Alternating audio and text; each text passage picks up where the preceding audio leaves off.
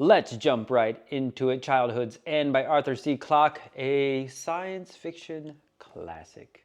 Classic does not mean good, and I'll explain that later. All right, so let's jump right into what this book is about. No spoilers first, of course. This book is actually separated into three kind of short stories. And if you read a summary online about what this is about, you'll see that it's about first contact. And while that's technically true, it's not really what I think of when I think of a story about first contact, because it starts out with the ships coming down. You know, the shadow goes across the plain. Everybody looks up as the sky is darkened, the sun is blocked out. And then it skips ahead 5 years. So when we really jump into the story, everybody's kind of used to these ships just hovering over all the major cities in the world. And after 5 years, nobody in the world knows what these, well, aliens, we don't know what they are. Nobody has seen one. The only time anyone has heard one speak is the very first time it addressed the whole human race. In the last 5 years, the only person who gets to speak to them is, I think his title is the Secretary General of the United Nations. He gets to speak. He actually goes up on the ship, but again, he does not get to see them, or it, the one person he talks to. He actually just goes up and he sits in a big room by himself and then hears a voice. So really, nobody knows how many of these aliens there are. Never mind the fact we don't know what they look like. We don't even know if they're actually on the ship. I mean, some people think it just could be a voice that's being broadcasted from somewhere else. So there's a lot of questions. The only thing we do know is that these aliens, the overlords that they call them, have demanded that humanity removes all their nuclear weapons. So there's no more nuclear weapons on Earth. There's a few other things because the aliens, they're not big fans of violence. So they actually forbid violence towards animals even, unless it's to feed humans or self-defense. That's the only violence you can commit against animals. Of course, violence against each other is not permissible at all. So the whole planet is very peaceful and very prosperous. So a lot of people are just like, okay, whatever, these things, they just hover over there. They've been up there for 5 years and nothing's happened. So most people just go on living their lives. There are some of the resistant groups or protest groups who want this man who goes up and speaks to them, the Secretary General. We want you to demand this of the aliens. Demand this, and it's like, all right, they're not going to listen to you. I'll tell them, but what's he going to do? The only thing that really pushes this guy to kind of push the aliens to do more is that his time as Secretary General is running out. And so he's going up there and he is trying to push a little more. He's like, when do we get to see what you look like? When can you tell us why you're here? Because like I said, they've made demands about nuclear weapons and stuff, but they've never given a reason as to why they're here. So he starts to push them on that. And I won't tell any more about what kind of happens. But that's the first short story. It's about this guy and his interaction with the aliens. When we move on, I'm trying to remember... it is a long time in the future, the second story. So the second story, it's about 100 years, I think, in the future. And I'm really not going to spoil anything about this, except for small things. But really, because there are some very interesting things, some ideas and concepts that don't necessarily get fulfilled. But anywho, the second part, there's a lot of stuff going on. But the main exciting stuff is there's a guy who wants to go to the aliens' home planet. Because the aliens they're sending cargo ships and stuff. They are taking back stuff to their home planet. And so this guy thinks, I want to jump on one of those ships and I want to go see their planet. So it's a lot about him trying to figure out how to do it because he can't just sneak on. They'll scan the ship and see him. So he has to think of a very clever way. He gets a little help of how to jump on the ship and go to their planet. And of course, with how space and time, or not time travel, but space travel works, if you read science fiction books, going there would only take him a few months, but in Earth time, 40 years would pass. So if he just went there and came straight back, 80 years would pass. So he knows that if he ever does come back, everyone he knows is going to be dead. Everything's going to be different. But he's still just, I want to go go see it. So that's the second story. The third story, how long after does that take place? Exactly. I think it's kind of, I can't remember if it's the second story or the third story that's kind of split up. Like part of it happens maybe 100 or so years after, kind of a little after the second story, and then part of it is much, much later. And in the third part is where you learn what these aliens want, what, again, I gotta be careful with my words. I'll just say what they want, why they are there on Earth. And for me, the reason why and the ending and how it all wrapped up was not satisfactory. It was very unfulfilling. To me, it was actually very boring. Yeah. I'm not sure. I'm trying to think of what else to say for non-spoilers. Like I said, it's really, you read some of the comments or the blurbs on the book, it's like it's an interesting look at what could be, how things could happen. And yeah, it is. And it's his idea of what would happen with first contact with aliens, what the human race would do with itself. Like I said, there's a lot of peace and prosperity. So if there's a lot of time not worrying about such things, what would people do? There's also changes in how people act towards the arts and technology, because scientists are like, why am I going to try to research or advance technology when you can look right there? That's the most advanced technology, and we're never going to match that in my lifetime. So a lot of people just stop doing that kind of stuff. Arts don't progress, music, actually physical art, science, technology, and it's people have a lot more leisure time. So there's that interesting, kind of I guess what if scenarios with that with humans. Man, there is some interesting stuff. If you are the type who is really into that, and I kind of compared to this in my head as I was reading it to like a Twilight Zone episode or 3 mini Twilight Zones. It's kind of one of those things where it's interesting where it's happening, and when it gets done, you're just kind of like, huh. And it makes you think for a little bit, but I'm not the kind of person to kind of dwell on it. It can take you in a rabbit hole. If this, and you think about this and how small we are in the universe and what it means with aliens, blah, blah, blah. If you like that kind of thing, maybe I can only compare it to like if you like Star Trek, because Star Trek, they go to a lot of different worlds where they have different rules and people act in different ways, and which is kind of like what ifs for societies. If you like that kind of thing, maybe you'll like this. For me, the ending, it's all about the ending. The first story was interesting. The second one had some interesting stuff. The third has some interesting tidbits, more information we learned from the aliens, but then the end is just so blah. And that's all I'm going to say about that. If you're interested in reading it, come back for the spoiler section and you can hear what I have to say and comment on that. Please like and subscribe to the channel if you haven't done so already, and I will catch you next time. If you have read the book, let's talk about it. First I'm going to say classic science fiction. Classic science fiction is rough, huh? I don't know how much you have read, but I've read like Hyperion, the duology of that. So. I read Dune. I've got up there. I have the whole series. I've only read the first one because that was very meh.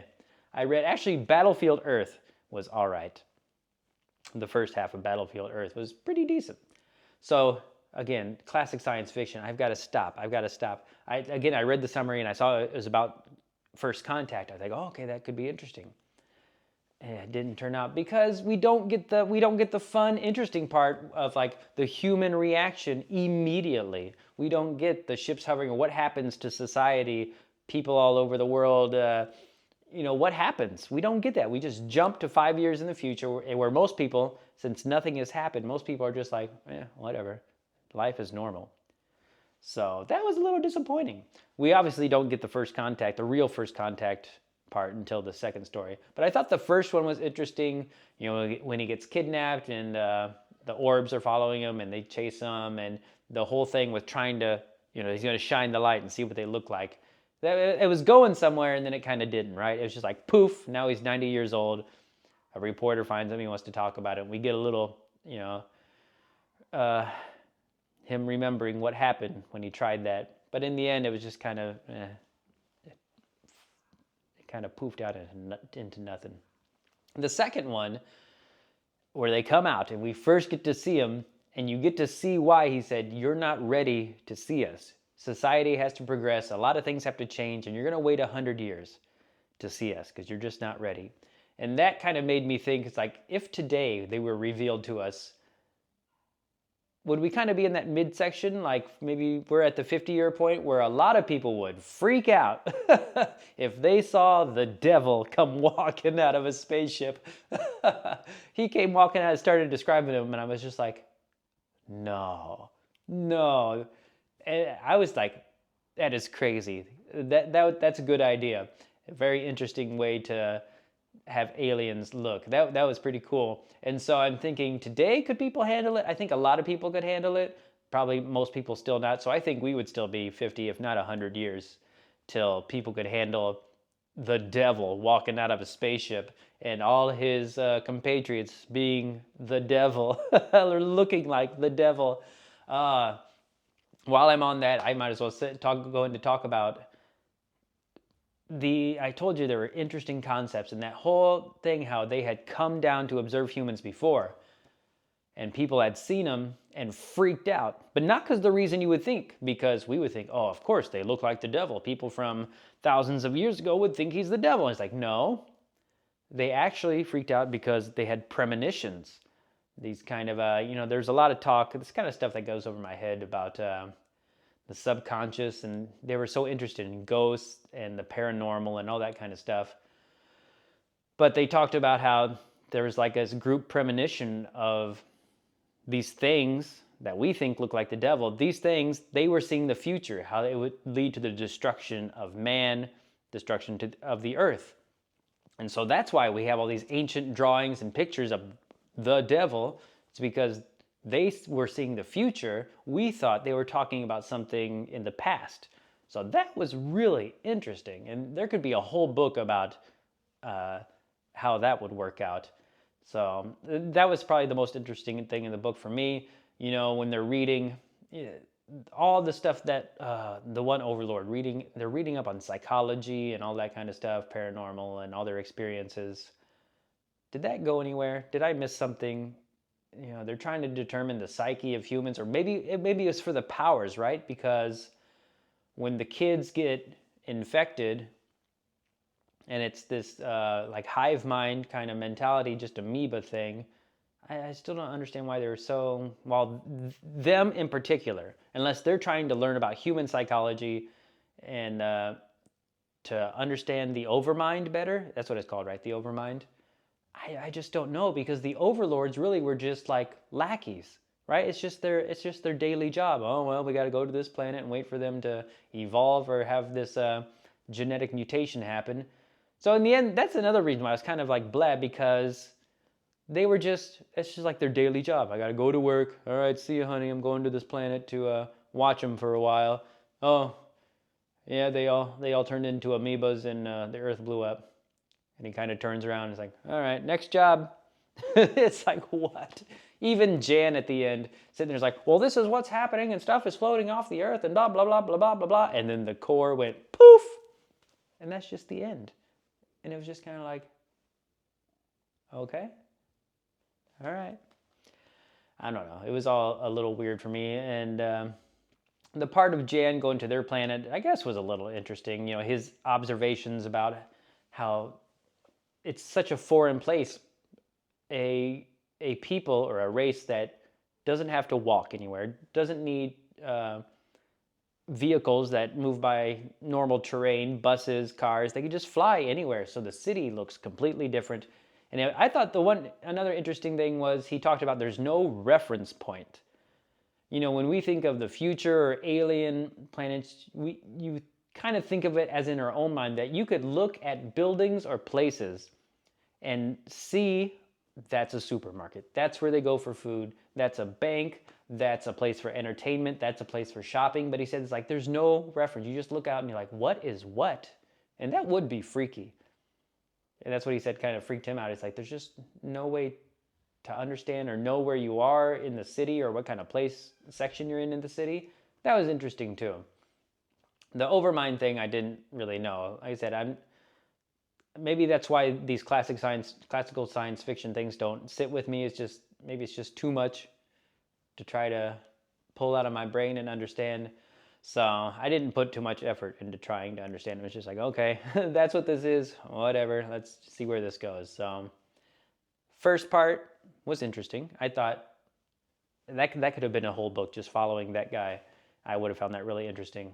Second part, again, where he goes up in the, I guess we do get that resolution where he comes back. So that was all right. The part with the kids, so is it something in humans where it's time that it's going to happen in kids? Because I'm thinking all the kids, was it under 10, that are going to mutate or be infected, infect others? They have to infect others, I think is how it worked. Why didn't people wait? All right, all the kids on Earth are infected. And not that you could do this with the whole planet, but let's wait 10 years and then start making babies again. I don't know if I missed something where even if you have new babies, even 10 years later, that they're going to have that gene or something, or I guess since they're young enough, they're babies, they're going to be affected by the ones who are already infected. So I guess that wouldn't work. I don't know. It was a little strange, and yeah, just a little strange to me. And like I said, the whole ending where everything just went poof and like the end. You're like, oh, okay.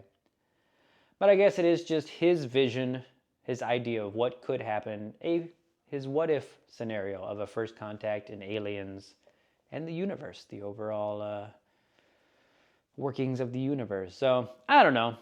I already said in my non-spoiler thing, if what you're into, if this is for you. Not for me. I like a story with strong development of characters and story and reasons and a satisfactory ending. This ending, poof. Oh, I didn't get really anything I wanted on that. So I don't know, up to you if you want to read this one. I can't think of anybody I would recommend this story to, but different strokes for different folks. Anywho, leave a comment down below. Please like and subscribe to the channel if you've not done so already. I'm thinking next up, I'm going to go into history, either one of these Tom Holland history books about Rome, or I've got Shogun. Shogun just arrived, and I'm eager to read that. I purposely avoided anything about the show because I wanted to read the book first. So we'll see. Anyway, the next one will be up in probably a couple weeks. So I'll see you then.